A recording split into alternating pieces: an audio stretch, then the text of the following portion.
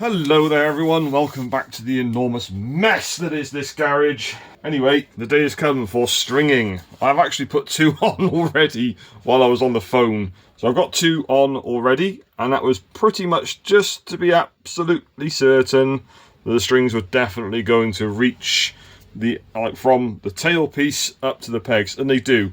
Enough excess up here for me to actually manage to thread the strings into the tuning pegs with my sausage fingers. Let's get cracking, and I will show you exactly how I personally go about stringing one of these. Now here comes the really fiddly bit. I've got, like I say, two strings already, as I say, purely to make sure that these strings are actually going to reach. Otherwise we don't have a video, we've got to wait for me to order more strings from the Lyre Shop on Etsy, which is run by Michael J. King, who in my opinion is the leading instrument builder of this type in the UK. Getting the old string off of the old tailpiece, I've been taking them off one at a time so that I can see exactly where they need to go. There's the old one there. Here's the string coming off. Now I'm lucky with this one. You can still see that in the loop there, it's a double... I put a double loop in the end, so it's like tying a normal knot and then tie another knot and then kind of pull it tight. And then you get to the other end of your string. Of course this one's been around the tuning peg already, so it's fairly kinked. Thread it around like this, your tailpiece. Don't forget to do that first, once you've tied the double knot. And then in the gap, thread your open end, or the other end, whatever, of your string through the gap. Place it roughly onto the bridge. The bridge is floating, by the way. I should have mentioned this in the last video, which was filming yesterday. The bridge is floating, it moves around, so you can sort of adjust it and move it in case you get one string that's making a really strange twang noise, but like Dr. Frink on the Simpsons, or Professor Frink I should say. Sorry, Professor Frink. That now, as I get this through the peg, as it tightens up, that will tighten onto the tailpiece, and then it'll start stretching, and that's when you start to be able to actually tune. I'm just going to move this over a little bit. I'll zoom you in as best I can so you can see what's going on down here. Righty tighty then. Tuning peg coming in from the back. I think I already said this in one of the previous videos. You need to have your string going in the opposite end of the head, because otherwise the tension of the string will actually pull the peg out. By having it this way round, the head that side underneath and the string this side, it will help, the tension of the string will actually help to pull the peg upwards. Now these pegs are tapered, as I demonstrated in the previous video, and with good reason. That is so that when you push them in, as you tune your string and you push the peg in, it actually locks in place. Because if it was just straight round like this piece of dowel, it wouldn't lock anywhere, it wouldn't have the ability to lock. It would just forever turn like that, and as soon as it got any tension on it, it would just turn back. You wouldn't be able to sort of push it in and lock it, because there's no way of it locking, so you have to have them tapered.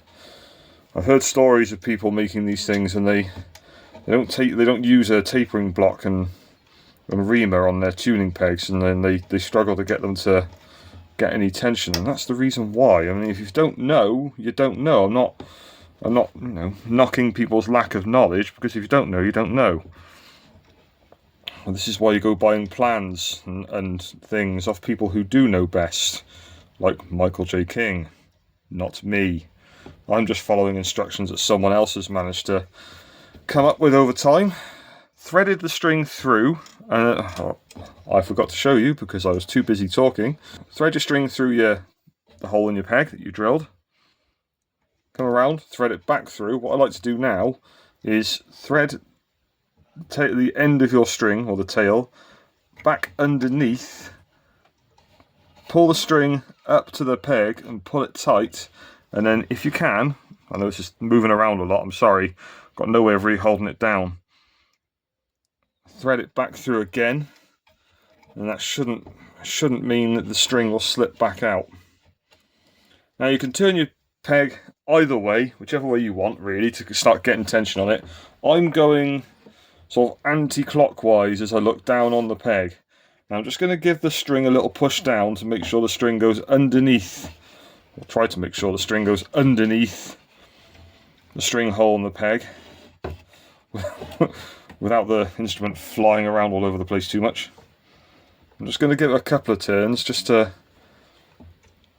get a tiny bit of tension on it, and then stop. That's just to get enough tension so that the end of the string here, wrapped around the tailpiece, starts to tighten on the tailpiece and then stop. You don't want to go cranking these up all the way straight away, because all you'll end up doing is snapping them. These are delicate, they are thin. If you just keep breaking them and breaking them and breaking them, you're going to end up not enjoying the process. You won't want to do it anymore. Be gentle, go steady, bit at a time, creep up on it. All the usual things I end up saying in this. Just make sure this actually fits the tuning tool that I previously made for another instrument, which means I only actually need one tuning tool for these two instruments, which is really bloody useful. So the next string, get your tuning peg, your next tuning peg you want in there. As I'm taking these off of an old tailpiece, I have to keep an eye on where exactly they're coming from. This is really bloody fiddly, getting these out. As I say, my sausage fingers really are not of much help. What I could do with is I don't want to use a knife. Maybe if I use the point of this file, I can try and grab it. Hey, there we go. Wow. Should have thought of that before, really, instead of struggling like I was earlier off camera. Get your string off of your old tailpiece, or if you've got a brand new string. This would be a perfect opportunity to show you what I mean by the double knot. Because I don't think I'm going to be able to get this string back through that double knot now that it's tensioned. Am I hell? Right, okay, excellent. So before I go any further, where I've got this double knot, so I'm just going to cut that off because I don't need it now. There's enough string there to enable us to retie the knot on the end. So what I'm going to do is get a lighter. Don't burn your thumb. Light the end of it and just give it a tap on the side so you get this little bulb on the end of the string. Can you see that? Now the double knot. It cools quite quickly, so don't worry about that. You're not going to burn your finger on it now. The double knot time. So you tie a knot, or the double pretzel, as it might be called. Get your sausage fingers, or if you've got fingers like cocktail sticks, this might be easier. Tie one loop, and careful now, send it back through again. If you only do one loop, it won't hold. I learnt that the hard way. So you end up like that. And then bring the string around the tailpiece, like so, so it's going underneath. Get your open end of your string, put it through the double knots, and just gently thread it through. So hopefully that didn't untie. I think it did. Sometimes the knot unties on you. Yeah, it did. Oh, that's annoying. I say, sometimes that happens. It just will untie on you as you're trying to thread your string through. So just do again. One. Come here, little sod. Swear it if you like. It does help. And come here. Okay, this is a very thin string. Is that two? No, it's just one. Yeah, this is one of the thinner strings in the set. You can get a set of 7 or a set of 6. I just go for the 7. So you always have that spare string if you want to make a 7 string. I prefer making 7 strings. This is only a 6 because it was a very, very thin piece of walnut, or narrow piece of walnut, that I wanted to build an instrument from, that I got from Iska Woodcraft in Newport at Tredegar House. Plug, plug, plug, plug, plug. And a 6 is always ever going to fit on it, so it's a 6 string. Anyway, so double knot round your tailpiece. Hey, there we go, it's locked in. Excellent. Thread your string through the knot, find its place on the bridge, roughly like that. Now it's very important, I need to say this now, it's very important that these strings go as straight as they can from their groove on the bridge to the tailpiece. If they're breaking over at an angle like that, as they bring tension on them, they'll snap. I've snapped a string like that previously, one of the thinner strings, and that hurts when it hits your fingers. Believe me, it really does. If any of you ever played a guitar and you've been stringing a guitar and you've had a guitar string snap on you, it's worse than that. These are thinner. Like a little tiny whip. Maybe you're into that, maybe you're not. As I say, keep the line of the string going to the tailpiece from the bridge as straight as you can. Otherwise you will risk snapping your string. Right there. Once your string is wrapped around your tailpiece the way you want it to be, take your string through the hole in the tuning peg, and then back round again. Thread it into the loop you just created underneath like that. Pull the string, making sure it's actually in the right groove on the bridge. Pull the string up a little bit tight if you can, and then thread it through again. Come here, you. Now with these thinner ones, it might be an idea to thread it through underneath the second loop again, just to be certain, because these thinner ones can start to pull through the tuning peg as you're starting to tune it. Okie dokie, and then get your tuning tool underneath and just start turning it a little bit at a time, a couple of turns maybe, just to wind some string onto the peg, keeping an eye at the bridge end to make sure the string isn't going to slip out of the double pretzel that we created a moment ago. And there's 4 strings, and you just repeat that process all the way along until you've got all your strings on your instrument. Go steady, go easy, creep up on it, be patient, be careful. If you rush this, you can really mess it up, and all you end up doing is hating yourself for it. Now that we have all of our strings wrapped nice and tight around the tailpiece, go breaking over the bridge, green that holder, isn't it nice? Going up to the tuning pegs. These are not tight, these are not tuned.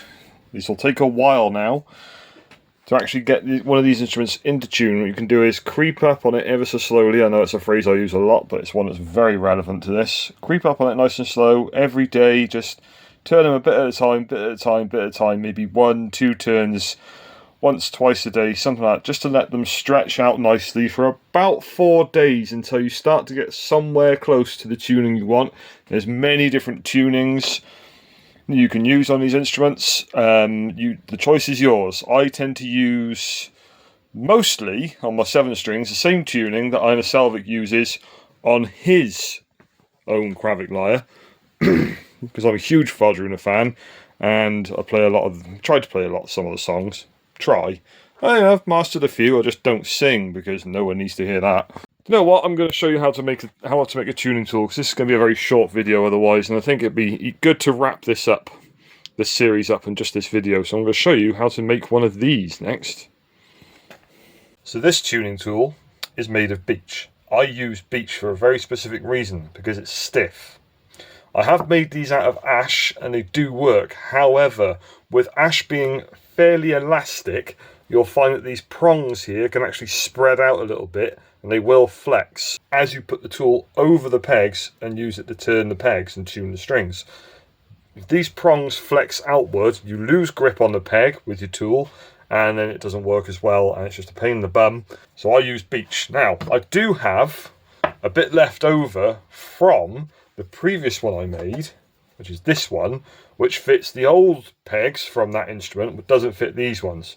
As you can see, it's fairly thin on the prongs, whereas this one is a little bit thicker around the base of the prongs, whereas this is fairly straight and then the taper comes out further down.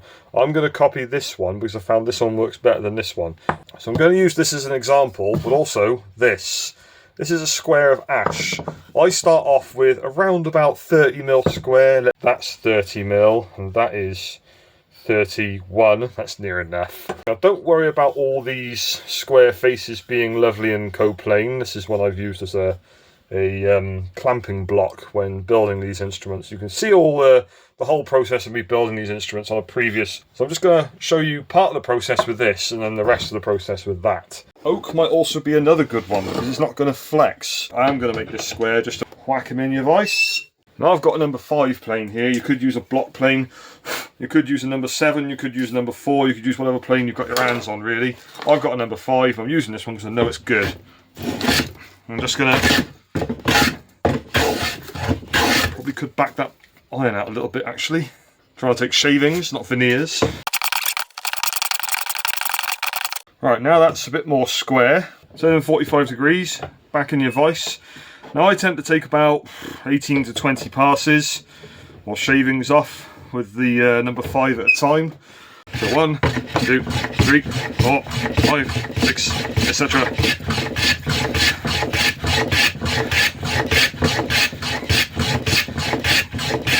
Okay, so I'll back the plane out and out a little bit, so I might have to go more than 20. That's 25. Looks like it's going to be okay. Once you get your iron on these things, it becomes pretty natural. Of course, the key thing to do is follow the direction of the grain. It'll become very obvious very quickly if you're working against the grain when doing this, because you'll get tear out. But just turn it around. Or if you've got very wavy grain, you're going to struggle. So now we've gone around all 4 corners. That's pretty much as perfectly octagonal as it's ever going to get. Chuck in back in your vise. And now comes the interesting bit with some very specialist tools. So what I'm going to use next is a pair of rounding planes. I've got a 1 inch and a 3/4, because what I'm ending up with is this part of the tuning tool is 1 inch and it tapers down to 3/4 at the prongs, but I only want the 3/4 inch bit to be the very length of the prongs, and then it tapers back up to 1 inch, and that reinforces the wood and the tool behind the prongs and stops them from breaking off. So you start with your 1 inch. Now these you can get from a couple of different suppliers. They're not cheap. These are sort of chair making tools, but this is what I use. I'm sorry about the noise, I can't stop it.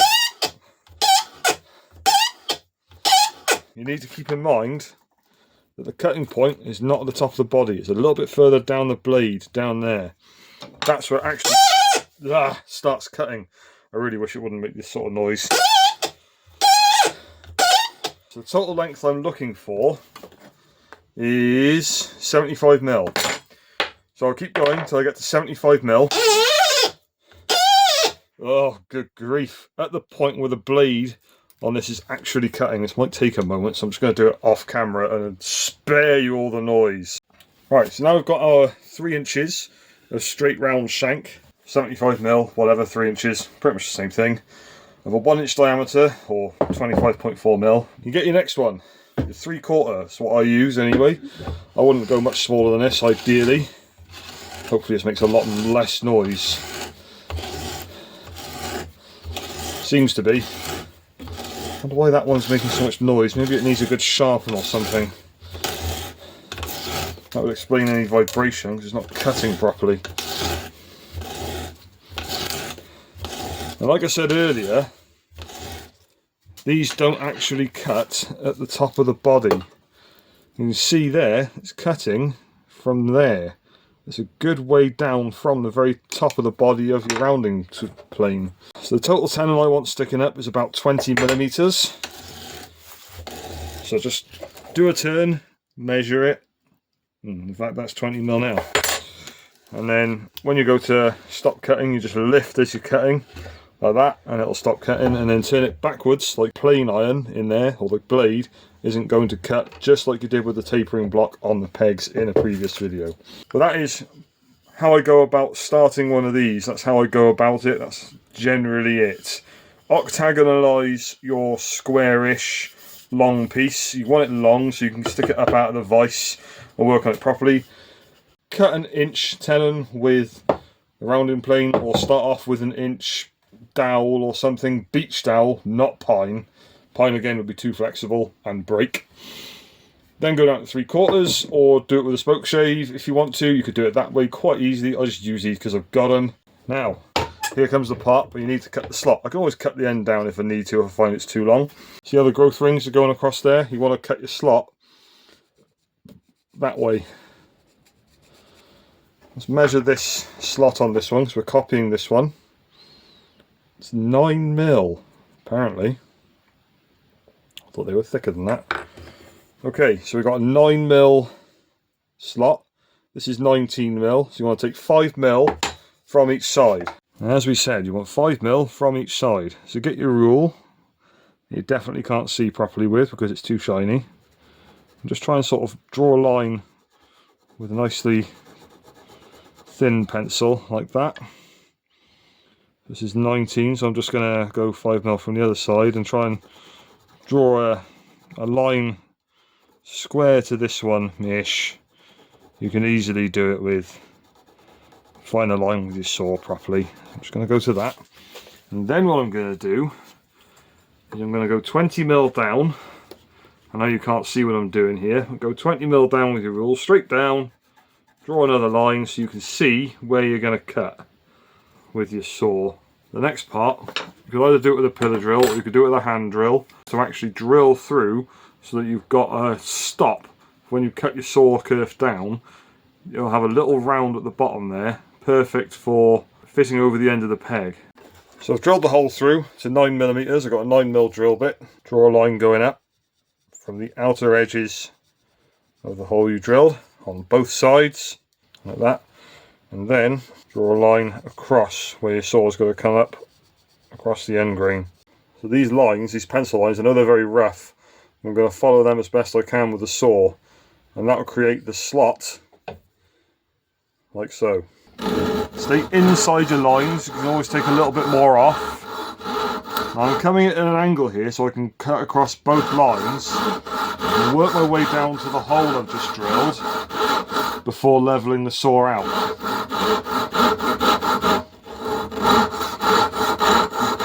Like that. Doesn't take long. Again, staying inside the line. Come down at an angle.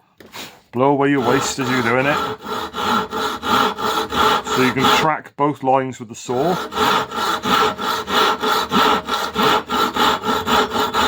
And then level it out for the last bit.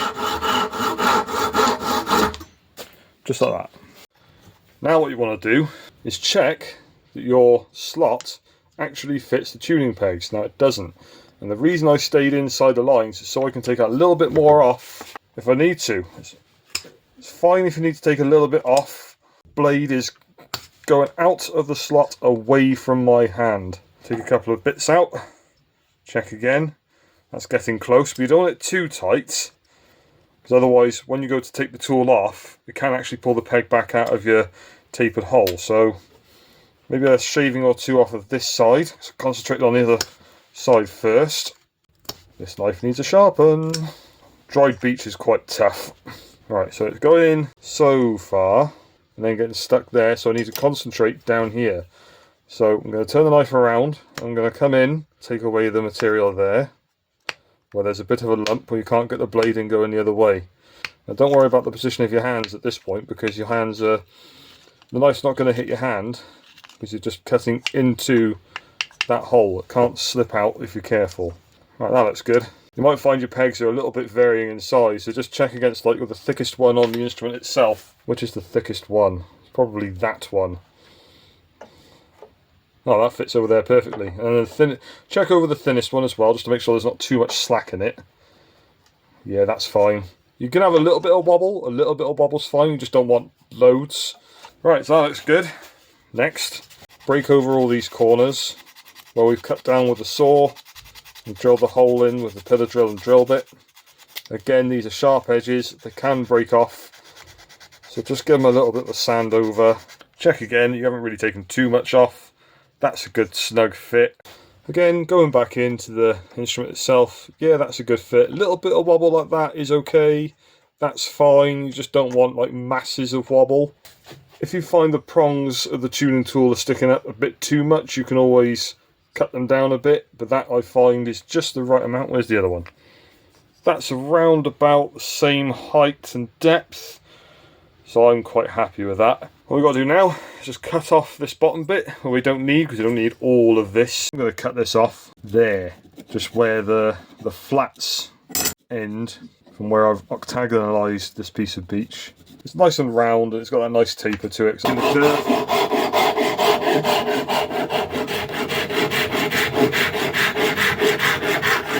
Put a chamfer at the end with a knife. You can do it with your sandpaper. I'm using a grip here, I think it's called the closed fist grip, where my thumb is back here, the blade and the knife is held in my fist, and I'm just closing my fist to engage the blade and the edge with the wood, and what happens there is that blade can't go into my hand, can't go into my thumb, so my thumb is down and out of the way. That's the safe way of doing it. And then just sort of curve the blade across the end grain, create that chamfer, try and hold on to your piece as best you can. I know it's only small. That'll work quite nicely alongside this one. So I'll keep them both now, just because I can. I've made them, so I might as well. And just to finish off, let's go over it with a bit of furniture wax. There we go, nice bit of wax. There's your tuning tool.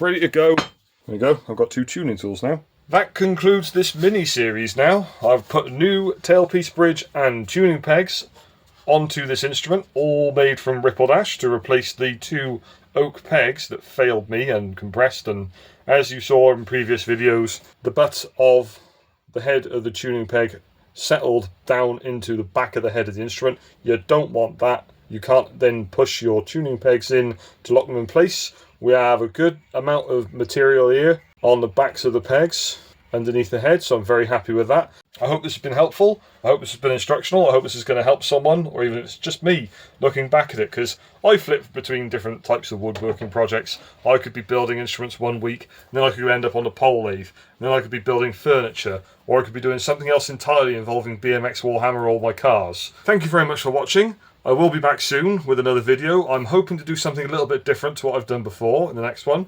If you're not already subscribed, please subscribe, leave a comment, leave a like, all the usual things that YouTubers say to try and grow their channel. I'm not too serious about that because I don't really need to monetize this. Neither do I want to end up making this my life, as YouTubers have to, but it would be nice to get some, more followers, help some more people out with the sort of things I do, maybe inspire some people. That's really the aim with this, is to help people and inspire them to get out there and do a bit of woodworking themselves, even if it's making something as simple as a 3-legged milking stool or carving a spoon or whatever it might be. That's the aim with this channel, really. Thanks for watching, and I will see you in the next one.